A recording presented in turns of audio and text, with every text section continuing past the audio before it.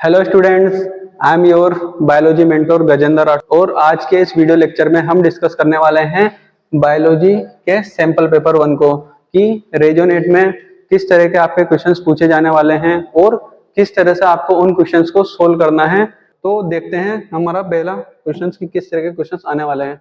तो पहला क्वेश्चन है, sunflower is a oil seed crop, cereal crop, root crop और वेजिटेबल क्रॉप। यानी कि जो हमारा सूरजमुखी है वो किस तरह की फसल है, तिलहन फसल है, अनाज फसल है, जड़ फसल है या फिर सब्जी फसल है। तो उसका आंसर हो जाएगा ए, तिलहन क्रॉप यानी कि ऑयल सीड क्रॉप। अब हम देखते हैं क्वेश्चन नंबर सेकंड। तो क्वेश्चन नंबर सेकंड क्या है, the main utilisation of cereal crop. जो कि अभी हमने पढ़ा था, सीरियल क्रॉप यानी कि जो अनाज है उसका मुख्य उपयोग क्या है। तो हमने देखा था जो भी अनाज है, गेहूं हो गया, चावल हो गया, मक्का हो गया, तो वो हम क्यों खाते हैं? वो इसलिए खाते हैं कि हमें एनर्जी मिल सके। और एनर्जी हमें किससे मिलती है? एनर्जी मिलती है हमें कार्बोहाइड्रेट से। तो इसका आंसर क्या हो जाएगा? इसका आंसर हो जाएगा बी, यानी कि वो जो भी अनाज है वो किसका सोर्स है? वो कार्बोहाइड्रेट का सोर्स है। देखते हैं नेक्स्ट क्वेश्चन। नेक्स्ट क्वेश्चन है, unwanted wild plants growing along with crop plants are called. यानी कि जो हमारी मुख्य फसल है उसके साथ साथ बेटा जो अनवांटेड प्लांट उग जाते हैं, जो हमारे किसी भी उपयोग में नहीं आते, तो उनको क्या बोलते हैं? तो उनको हम क्या बोलते हैं? हम सबको पता है कि उनको क्या बोलते हैं, हम उनको हम खरपतवार बोलते हैं ना। और इंग्लिश में क्या बोलते हैं उसको? इंग्लिश में हम बोलते हैं बेटा वीड्स। तो इसका आंसर क्या हो जाएगा? इसका आंसर हो जाएगा ए, यानी कि खरपतवार एंड वीड। फिर आता है हमारा next question, which of the following storage structure food grains are stored. यानी कि ऐसी कौन सी भंडारण संरचना है, यानी कि कौन सा ऐसा स्टोरेज स्ट्रक्चर है या फिर कौन सी ऐसी भंडारण संरचना है जिसमें हम हमारा जो भी अन्न होता है उसको क्या करते हैं? उसको भंडारण करते हैं। तो इसका ऑप्शन दिया गया है ए साइलोस, बी जूट, थर्ड दिया गया है इसका आंसर अन्न भंडार, और फोर्थ दिया गया है इसका ये सभी। तो ये सब क्या दिए गए हमको? ये सब इसके ऑप्शन दिए गए हैं। तो जब भी आपको इस टाइप का क्वेश्चन आता है जिसमें एक ऑप्शन आपको ये सभी दे रखा है या फिर ये दे रखा है कि इनमें से कोई नहीं, तो बेटा उस तरह के क्वेश्चंस में क्या होना चाहिए? उस तरह के क्वेश्चंस में हमको जितने भी ऑप्शन दिए गए हैं आपको उन सब ऑप्शन को एक बार चेक करना चाहिए या फिर उन सब ऑप्शंस को एक बार सोल्व करके देखना चाहिए। क्योंकि इस तरह के क्वेश्चंस में क्या होता है, इस तरह के क्वेश्चंस में यदि हमने सिर्फ आंसर ए ही देखा और आंसर ए को क्लिक कर दिया और बाकी के दो आंसर नहीं देखे, तो बेटा क्या होते हैं, इसमें चांसेस ऐसे होते हैं कि आंसर बी और सी भी सही हो और लास्ट में क्या हो सकता है, लास्ट में डी ऑप्शन में ये सभी दे रखा हो और हम एक क्वेश्चन को ही चेक करने के चक्कर में क्या कर सकते हैं, हम क्वेश्चन को आते हुए भी क्या कर सकते हैं, गलत कर सकते हैं। तो इस तरह का यदि क्वेश्चन आता है तो हमको क्या करना है, तीनों ऑप्शन को सोल्व करके देखना है। अब हम देखते हैं कि ये होते क्या हैं, साइलोस, जूट और अनभंडार। तो ये क्या होते हैं बेटा? साइलोस देखें तो साइलोस क्या होते हैं, इस तरह के बड़े बड़े मेटल के कंटेनर होते हैं जिसमें क्या करते हैं, हम जो भी ग्रेन से उसको स्टोर करते हैं। तो साइलोस क्या है? लार्ज मेटेलिक ह्यूज कंटेनर है जिसमें हम क्या करते हैं, जो भी हमारी फसल है उसको क्या करते हैं, स्टोर करने का काम करते हैं। ये इस तरह की स्ट्रक्चर होती है बेटा। फिर सेकंड है जूट बैग, तो जिसे हम क्या बोलते हैं, जिसे हम बोरी भी बोलते हैं। तो ये सब तो आप जानते ही हो कि जब भी हमारे घर में या फिर हमारी जब फसल उगती है या फिर हम बाहर से भी गेहूं को घर पे लेकर आते हैं तो हम किस में लाते हैं, इस तरह की जूट की एक स्ट्रक्चर में लाते हैं जिसे हम क्या बोलते हैं, जूट बैग या फिर बोरी बोलते हैं, है ना। और थर्ड ऑप्शन है हमारा ग्रेनरी। तो ग्रेनरी क्या होते हैं, इस तरह के स्टोरेज हाउस होते हैं जिसके अंदर हम क्या करते हैं, जो भी हमारा अनाज है, जो हमने फसल काटी है उसको किस में स्टोर करते हैं, इस तरह के छोटे छोटे स्टोर हाउस होते हैं उसमें स्टोर करते हैं। तो अब देखते हैं इसमें ऑप्शन क्या कहते हैं। तो इसमें ऑप्शन थे साइलोस था, तो ये भी सही है। जूट है तो जूट बैग, ये भी सही है। तीसरा है अनभंडार यानी कि ग्रेनरीज, ये भी सही है। तो इसका आंसर क्या हो जाएगा? इसका आंसर हो जाएगा ये सभी। अब हम देखते हैं बेटा क्वेश्चन नंबर 5 कि fertilisers are harmful for soil. जो फर्टिलाइजर्स, जिन्हें हम क्या बोलते हैं हिंदी में, जिन्हें उर्वरक बोलते हैं, वो हमारे लिए हानिकारक क्यों होते हैं। तो सबसे पहले तो हम देखते हैं कि आखिरकार फर्टिलाइजर होते क्या हैं। तो फर्टिलाइजर्स क्या होते हैं बेटा? फर्टिलाइजर्स एक तरह के केमिकल सब्सटेंस होते हैं जिसका हम किस लिए यूज करते हैं, जिसका हम जो भी हमारी सोइल है उसकी फर्टिलिटी यानी कि उर्वरकता को बढ़ाने के लिए यूज करते हैं, है ना। तो क्या है फर्टिलाइजर? फर्टिलाइजर केमिकल सब्सटेंस है जिसका यूज किस लिए कर रहे हैं हम? जिसका यूज हम कर रहे हैं हमारी जो भी मिट्टी है उसकी उर्वरकता को बढ़ाने के लिए, ताकि जो भी हम फसल उगा रहे हैं उससे हमें अच्छा प्रोडक्शन हो सके। तो यहाँ पे देख सकते हैं हम कि जो फर्टिलाइजर्स है वो क्या है? केमिकल सब्सटेंस है जिसे फार्मर्स की यूज करते हैं। फार्मर यूज करते हैं improve the growth of and productivity of crop. जिसे फार्मर किस लिए यूज करते हैं बेटा? जिसे फार्मर यूज करते हैं जो उनकी मेन क्रॉप है उसकी क्या करने के लिए? ग्रोथ करने के लिए। अब जैसे कि फर्टिलाइजर से क्या है? केमिकल सब्सटेंस है ना, और केमिकल क्या होते हैं? हम सबको पता है कि केमिकल हार्मफुल भी होते हैं। तो इसलिए फर्टिलाइजर्स के कुछ डिसएडवांटेज भी हैं। तो सबसे पहला डिसएडवांटेज तो क्या है? पहला डिसएडवांटेज ये है कि जब इसे हम सोइल में मिक्स करते हैं तो ये क्या होते हैं? बहुत ही माइन्यूट यानी कि बारीक होते हैं। तो जब भी बारिश होती है तो बारिश के साथ क्या करते हैं? ये बारिश के साथ बह जाते हैं और आसपास की जितनी भी रिवर होती है या फिर पौंड होते हैं उसमें जाके क्या होते हैं? कलेक्ट हो जाते हैं और वहां पर क्या करते हैं? वहां पे प्रदूषण यानी कि पोल्यूशन करते हैं। तो सबसे पहला डिसएडवांटेज तो क्या हो गया? ये वाटर के साथ इजीली वॉश हो जाते हैं और कहाँ चल जाते हैं? ये जिस भी पौंड या रिवर में जाते हैं वहां पर पोल्यूशन करते हैं। दूसरा क्या है? दूसरा जिस भी सोइल में हम इसको मिक्स करते हैं तो वहां क्या करते हैं? जितने भी माइक्रोब्स होते हैं, जीवाणु होते हैं सोइल के अंदर, उसको क्या कर देते हैं? उनको किल कर देते हैं। तो जितने भी हमारे लिए बेनिफिट करने वाले बैक्टीरिया हैं जो सोइल के अंदर है उसको क्या कर रही है? उनको भी हार्म कर रहे हैं। तो ये भी इसका क्या हो गया? ये भी इसका एक डिसएडवांटेज हो गया। तीसरा क्या है? जो सोइल फर्टिलिटी है उसको भी क्या करते हैं? ये उसको भी डिक्रीज करते हैं बहुत सी बार। क्यों? क्योंकि यदि हम इसको एक्सेस में यूज कर लेते हैं तो क्या करेंगे? ये सोइल फर्टिलिटी को डिक्रीज करते हैं। इसके साथ साथ ये एक्सपेंसिव होते हैं यानी कि बहुत ही महंगे होते हैं। महंगे क्यों होते हैं? क्यों? क्योंकि इन्हें हम फैक्ट्रीज में प्रोड्यूस करते हैं इसलिए ये महंगे होते हैं।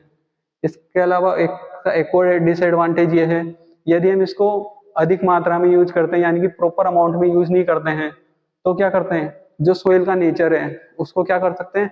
चेंज कर सकते हैं। तो जैसे कोई सोइल है ना, उसका नेचर जो भी हम फसल उगा रहे हैं उसके अकॉर्डिंग है, बट यदि हमने एक्सेस में फर्टिलाइजर्स को यूज कर दिया तो क्या करेंगे? ये फर्टिलाइजर्स फर्टिलाइजर्स उस सोइल के नेचर को चेंज कर सकते हैं। या तो उसे एसिडिक बना देंगे या फिर उसे बहुत ज्यादा एल्कलाइन बना देंगे यानी कि क्षारीय बना देंगे। तो क्या होगा? तो जो सोइल है उसका नेचर चेंज हो जाएगा और सोइल के नेचर चेंज होने को ही क्या मान सकते हैं हम? सोइल पोल्यूशन भी बोल सकते हैं। तो सोइल पोल्यूशन क्या है? सोइल पोल्यूशन में क्या होता है? जो सोइल है उसकी फर्टिलिटी डिक्रीज होती है, उसका नेचर चेंज होता है। तो ये क्या है? ये इस तरह से 5 या 6 डिसएडवांटेज है फर्टिलाइजर्स को यूज करने के। तो अब देखते हैं इसके ऑप्शन क्या क्या दिए हुए थे हमको। तो fertilisers are harmful for the soil. जो उर्वरक है वो हमारी मिट्टी के लिए हानिकारक है। पहला ऑप्शन दिया गया है वे मिट्टी की उर्वरकता बढ़ाते हैं। तो ये तो सही है कि ये मिट्टी की उर्वरकता बढ़ाते हैं इसीलिए हम इनका यूज करते हैं। दूसरा है ये हमें न्यूट्रिएंट्स प्रोवाइड करते हैं। तो ये ऑप्शन भी सही है। बी ऑप्शन दिया हुआ है दे कोज सोइल पोल्यूशन। तो ये हमने पढ़ा था। क्या पढ़ा था हमने? जो सोइल है उसके नेचर को चेंज करते हैं और क्या करते हैं? सोइल पोल्यूशन करते हैं। तो इसका आंसर क्या हो जाएगा बेटा? इसका आंसर हो जाएगा आंसर बी।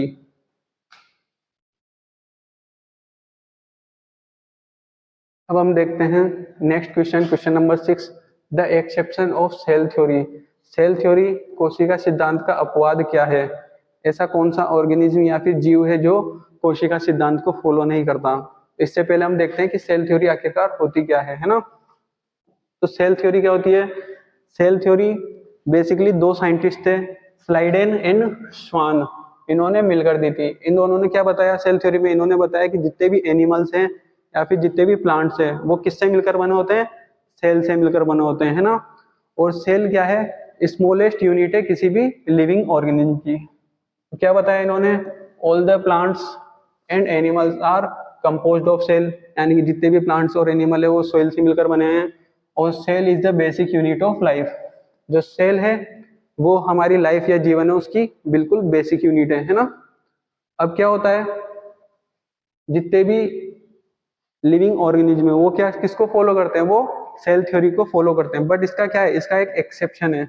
इसका एक्सेप्शन क्या है? वायरस है। वायरस क्या करता है? सेल थ्योरी को फॉलो नहीं करता है। क्यों? क्योंकि ये क्या है, वायरस के अंदर सेल थ्योरी क्यों अप्लाई नहीं होती, क्योंकि ना तो ये लिविंग होता है ना ये नॉन लिविंग होता है। जब ये किसी भी लिविंग ऑर्गेनिज्म या से बाहर है तो क्या होता है, ये नॉन लिविंग की तरह बिहेव करता है, और जब ये किसी लिविंग के अंदर इंटर करता है तो किसकी तरह बिहेव करता है, तब ये बिहेव करता है लिविंग की तरह। दूसरा क्या है, दूसरा इसके अंदर कोई भी सेल ऑर्गेनेली हमको देखने को नहीं मिलती है ना, तो इस तरह से वायरस क्या हो जाता है, वायरस जो सेल थ्योरी है उसका एक्सेप्शन हो जाता है ना। एक बार पढ़ लेते हैं, virus lacks the typical structure, यानी कि इसके अंदर क्या है, प्रॉपर जो एक सेल के अंदर सेल ऑर्गेनेली होने चाहिए वो इसके अंदर प्रेजेंट नहीं है ना, और ये कोई भी फंक्शन परफॉर्म नहीं करता है ना। तो इस तरह से इसको क्या मान सकते हैं, इसको हम सेल थ्योरी का अपवाद मान सकते हैं। तो इसका आंसर क्या हो जाएगा, कोशिका सिद्धांत का अपवाद कौन है, तो इसका आंसर हो जाएगा बेटा आंसर डी, यानी कि वायरस। अब देखते हैं हम question number 7, organism which show binary fission, ऐसा कौन सा जीव है जो कि द्विखंडन को शो करता है। इसमें आंसर दिए गए हैं, आंसर ए यीस्ट दिया गया है, ऑप्शन बी स्पाइरोगायरा दिया गया है, आंसर सी अमीबा दिया गया है, और आंसर डी उपरोक्त सभी दिया गया है। तो यीस्ट में तो क्या होता है, यीस्ट में बडिंग के द्वारा होता है, यीस्ट क्या शो करता है, यीस्ट बडिंग शो करता है। स्पाइरोगायरा क्या शो करता है, स्पाइरोगायरा फ्रेगमेंटेशन शो करता है, और आंसर थर्ड दिया गया है अमीबा। अब देखते हैं हम अमीबा किस तरह का रिप्रोडक्शन शो करता है। तो तो अमीबा क्या है, अमीबा बाइनरी फिजन को शो करता है।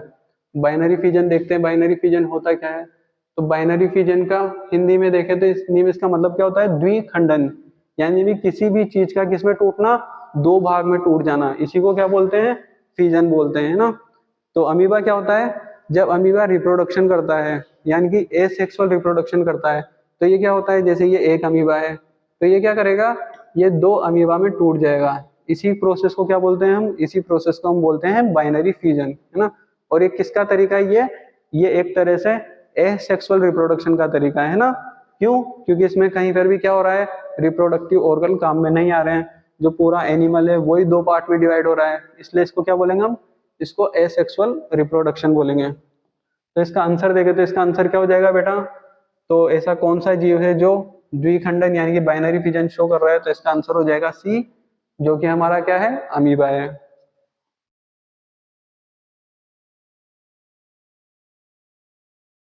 फिर आता है हमारा question number 8, in fishes fertilisation is, जितनी भी जो फिशेस होती है उसमें किस तरह का निषेचन हमको देखने को मिलता है। तो पहले हम देखते हैं कि निषेचन क्या होता है, फर्टिलाइजेशन क्या होता है।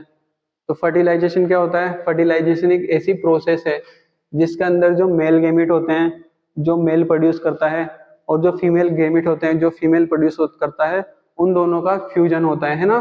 तो मेल गेमिट और फीमेल गेमिट के फ्यूजन को ही क्या बोलते हैं हम, निषेचन यानी कि फर्टिलाइजेशन बोलते हैं, है ना। और ये फर्टिलाइजेशन से क्या प्रोड्यूस होता है, फर्टिलाइजेशन से जायगोट प्रोड्यूस होता है, और ये जायगोट क्या करता है, जायगोट आगे डिवीजन करके क्या बनाता है, एक पूरा ऑर्गेनिज्म यानी कि एक जीव का निर्माण करता है। तो आई होप आपको इतना क्लियर होगा कि फर्टिलाइजेशन क्या है। फर्टिलाइजेशन एक ऐसी प्रोसेस है जिसमें मेल गेमिट और जो फीमेल गेमिट है वो क्या करते हैं, फ्यूज होते हैं और जायगोट का फॉर्मेशन करते हैं। जायगोट डिवीजन करके क्या करनाता है, जायगोट आगे डिवीजन करके एक ऑर्गेनिज्म बनाता है। अब जो फर्टिलाइजेशन है वो भी दो टाइप का होता है, एक होता है हमारा इंटरनल फर्टिलाइजेशन, सेकेंड होता है हमारा एक्सटर्नल फर्टिलाइजेशन। जब फर्टिलाइजेशन यदि फीमेल की बॉडी के अंदर होता है, जैसे कि हम काऊ के अंदर देखते हैं, डॉग, और हमारे खुद के ह्यूमन के अंदर भी देखते हैं, तो इनमें क्या होता है, जो फर्टिलाइजेशन होता है वो कहाँ हो रहा है, जो भी फीमेल है उसकी बॉडी के अंदर हो रहा है, तो इसको क्या बोलेंगे हम, इंटरनल फर्टिलाइजेशन, जो कि किसमें देखने को मिलता है, ह्यूमंस, काऊ, डॉग्स और हेन्स के अंदर देखने को मिलता है, तो इसको बोलेंगे हम इंटरनल फर्टिलाइजेशन। सेकेंड होता है हमारा एक्सटर्नल फर्टिलाइजेशन, जब फर्टिलाइजेशन फीमेल की बॉडी के बाहर हो रहा है, तो इसे क्या बोल देंगे हम, इसे ही बोल देंगे हम एक्सटर्नल फर्टिलाइजेशन, जो हमें किसमें देखने को मिलता है, जो हमें देखने को मिलता है फ्रॉग और फिश के अंदर। तो इसका आंसर क्या हो जाएगा, तो इसका आंसर हो जाएगा एक्सटर्नल फर्टिलाइजेशन, यानी कि फिशेस में कौन सा फर्टिलाइजेशन देखने को मिलता है, बाहरी फर्टिलाइजेशन देखने को मिलता है। तो क्वेश्चन 8 तक हमारा कंप्लीट हो चुका है। अब देखते हैं हम क्वेश्चन नंबर 9। क्वेश्चन नंबर 9 क्या कहता है? Ability of an organism to replace their lost body part is known. किसी भी ऑर्गेनिज्म या जीव की यदि कोई बॉडी का अंग कट जाता है या कोई बॉडी का पार्ट कट जाता है तो उसे वापस से लाने की प्रोसेस को क्या बोलते हैं? तो इसमें क्या क्या ऑप्शन दिए गए हैं? इसमें ऑप्शन दिए गए हैं फ्रेगमेंटेशन, स्पोरुलेशन, फ्यूजन और रीजनरेशन। तो एक बार हम इन सारे ऑप्शन के बारे में एक बार देख लेते हैं कि ये क्या क्या होते हैं। तो सबसे पहले आता है हमारा फ्रेगमेंटेशन। जैसे नाम से ही पता चल रहा है, इसमें क्या होगा, कोई भी जो ऑर्गेनिज्म है, जीव है, वो दो फ्रेगमेंट में डिवाइड हो जाएगा। तो इस तरह के रिप्रोडक्शन में क्या होता है, कोई भी जो ऑर्गेनिज्म है जैसे कि स्पाइरो वगैरह है, वो क्या होगा, वो किसमें दो फ्रेगमेंट में डिवाइड हो जाएगा और हर फ्रेगमेंट क्या करेगा, एक इंडिविजुअल लिविंग ऑर्गेनिज्म यानी कि खुद ही एक जीव बन जाएगा। जो एक टुकड़ा है, जैसे ये एक टुकड़ा है, ये दूसरा टुकड़ा है, ये दोनों क्या करेंगे, ये दोनों ग्रो होकर एक नया जीव बना लेंगे, है ना। तो इसे क्या बोलेंगे, इसे बोलेंगे हम फ्रेगमेंटेशन। और ये किस में देखने को मिलता है हमको, हाइड्रा और स्पाइरो वगैरह में। फिर आता है हमारा स्पोरुलेशन या फिर स्पोर फॉर्मेशन। तो स्पोर फॉर्मेशन में क्या होता है, स्पोर फॉर्मेशन हमको राइजोपस के अंदर देखने को मिलता है। तो राइजोपस के अंदर क्या होता है, जो राइजोपस है उसके ऊपर हमको एक सेक यानी कि थैले लाइक स्ट्रक्चर देखने को मिलती है। उस थैले लाइक स्ट्रक्चर में क्या होता है, बहुत सारे स्पोर क्या होते हैं, बहुत सारे स्पोर का फॉर्मेशन होता है। बहुत सारे स्पोर इसमें जब फॉर्मेशन हो जाएगा तो क्या होगा, जैसे ही स्पोर एंजियम या थैला फटता है तो स्पोर क्या होते हैं, इसके आसपास के एरिया में क्या होते हैं, बिखर जाते हैं। और जब भी फेवरेबल कंडीशन आती है जिसमें ये क्या करते हैं, जिसमें ये स्पोर ग्रो कर सकते हैं, तो उस टाइम पे क्या होगा, जितने भी जो स्पोर है वो ग्रो करके क्या बना लेते हैं, एक नया राइजोपस बना लेते हैं। तो इस तरह के रिप्रोडक्शन को क्या बोलते हैं, हम स्पोर फॉर्मेशन बोलते हैं। फिर आता है हमारा फिजन, जो कि हमने देखा ही था, यानी कि फिजन यानी कि दो पार्ट में टूटना। तो ये भी हमने देखा था कि जो अमीबा है वो क्या करता है, एसेक्सुअल रिप्रोडक्शन में दो पार्ट में डिवाइड हो जाता है और दोनों जो पार्ट है वो क्या करते हैं, एक नया अमीबा बना लेते हैं। हम देखते हैं बेटा रीजनरेशन के बारे में कि रीजनरेशन क्या होता है। तो रीजनरेशन में नाम से ही पता चल रहा है, री का मतलब क्या होता है, अगेन। अगेन का मतलब क्या होता है, दोबारा। जनरेशन का मतलब क्या होता है, जनरेट करना। तो रीजनरेशन में क्या होगा, रीजनरेशन में ये होता है, कोई भी एनिमल है जिसका कोई पार्ट टूट गया है या फिर डैमेज हो गया है तो वो क्या करता है, दोबारा ग्रो हो सकता है ना। जैसे कि आपने हमारे अपने घर में भी देखा होगा, कोई छिपकली होती है तो छिपकली की यदि पूंछ टूट जाती है ना, तो क्या करती है, वो पूंछ दोबारा से ग्रो हो जाती है। इसी को क्या बोलते हैं, इसी को बोलते हैं रीजनरेशन। तो जो हमने क्वेश्चन देखा था उसका आंसर क्या होगा, किसी भी जीव की खोए हुए अंग को वापस लाने की क्षमता या फिर बदलने की क्षमता क्या कहलाती है, पुनर्जन्म यानी कि रीजनरेशन। तो आंसर क्वेश्चन 9 का आंसर क्या हो जाएगा, क्वेश्चन 9 का आंसर हो जाएगा हमारे पुनर्जन्म यानी कि रीजनरेशन। अब देखते हैं हम क्वेश्चन नंबर 10। क्वेश्चन नंबर 10 क्या है, अनवांटेड वाइल्ड प्लांट्स जो हमारी मेन क्रॉप के साथ उग जाते हैं उन्हें हम क्या कहते हैं। तो ये अभी हमने थोड़ी देर पहले ही डिस्कस किया था। तो इस क्वेश्चन को आपको खुद को सोल्व करना है और क्या लिखना है, कमेंट बॉक्स में आपको इसका आंसर बताना है। तो बेटा ये है सैंपल पेपर 1 जो अभी हमने सोल्व किया। तो इस टाइप के क्वेश्चंस क्या होंगे, इस टाइप के क्वेश्चंस हमको रेजोनेट एग्जाम में देखने को मिलेंगे।